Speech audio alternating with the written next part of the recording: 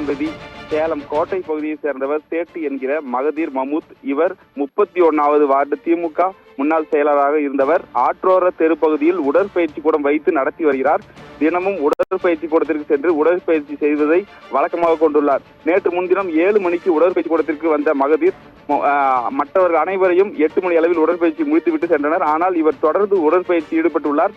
பின்னர் உடற்பயிற்சி கூடத்தில் உள்ள குளியலறையில் குளித்துள்ளார்.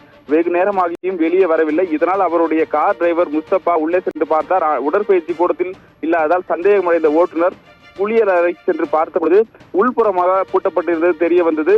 உடனடியாக அந்த கதவை உடைத்து உள்ளே சென்று பார்த்த பொழுது அவர் கீழே சரித்து கிடந்தார். உடனடியாக அவரை மீட்டு சேலம் அரசு மருத்துவமனைக்கு கொண்டு சென்று சேர்த்தனர். மருத்துவர்கள் அங்கு பரிசோதித்ததில் இவர் ஏற்கனவே இறந்து விட்டார் என்று தெரிவித்துள்ளனர். இது குறித்து அறிந்த சேலம் டவுன் உதவி ஆணையாளர் ஹரிசங்கரி தலைமையிலான போலீசார் ஜிம்முக்கு சென்று பார்வையிட்டு பின்னர் அங்குள்ள கண்காணிப்பு கேமராவை பதிவு செய்து ஆய்வு செய்து நடத்தினர். இது குறித்து காவல்துறையினர் கூறுகையில் அதிக அளவில் உடற்பயிற்சி ஈடுபட்டால் அவர் மயக்கமடைந்து உயிரிழந்திருக்கலாம் என்று கூறினர். இது குறித்து அவருடைய நண்பர்கள் கூறும் பொழுது தினமும் கடினமாக உடற்பயிற்சி ஈடுபட்டு உடலை ஆணகன் போல் கட்டுக்கோப்பாக வைத்திருப்பார். அதிகபட்சமாக 150 முதல் 200 கிலோ வரை எடையிலான தூக்குவார்.